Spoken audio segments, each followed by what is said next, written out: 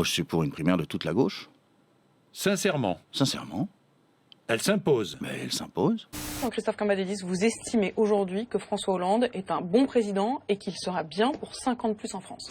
Moi, je pense que... Non mais, oui, non. Dans la période, la Oui, candidature aux primaires, la candidature aux primaires et à la présidentielle ne s'improvise pas. Donc, je pense que le seul qui peut aujourd'hui prétendre mener la bataille pour l'emporter, c'est François Hollande. Est-ce que vous estimez qu'aujourd'hui il est un bon président? Oui ou non? Mais oui, je pense que c'est un bon président. Vous pensez que c'est bien pour la France d'avoir François Hollande 5 ans de plus? Mais je le pense que c'est bien.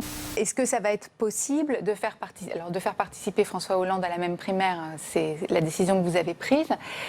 Mais est-ce que ça va être possible de le faire sans y laisser trop de plumes pour le PS?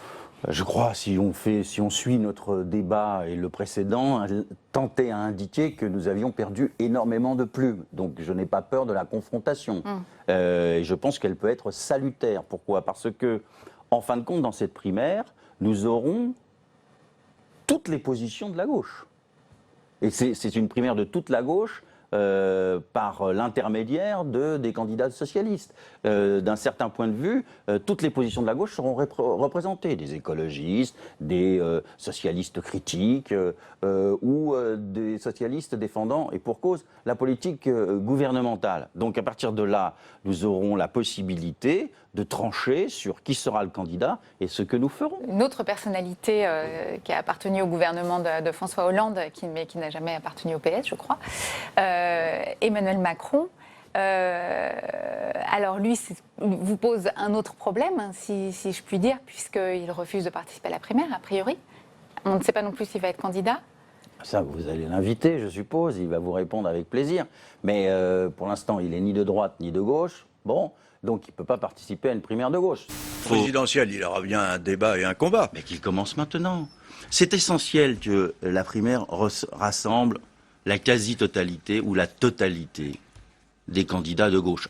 Tous les sondages ne donnent pas la gauche au deuxième tour, ça c'est clair. Mais c'est obligatoire à partir du moment où vous avez 3 offres politiques. Nous sommes divisés Emmanuel en 3. Macron, Jean-Luc Mélenchon et le gagnant de la primaire qui sera connu fin janvier. Demain, j'écrirai à Jean-Luc Mélenchon et à Emmanuel Macron pour leur proposer de rejoindre la primaire. Alors, on sera peut-être un peu plus nombreux.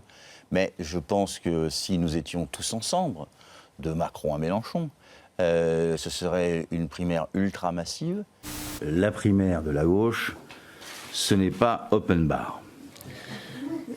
Et il faut mettre un peu d'ordre si nous voulons que messieurs Macron et Mélenchon puissent participer à cette primaire.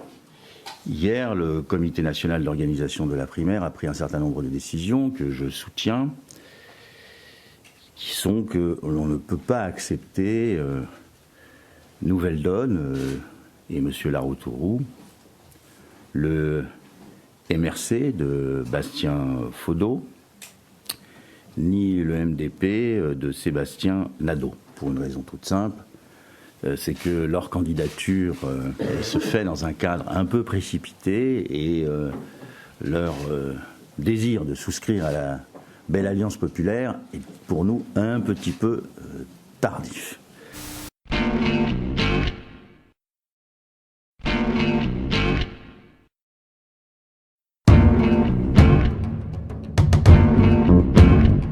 Moi, je suis pour une primaire de toute la gauche. Sincèrement, Sincèrement.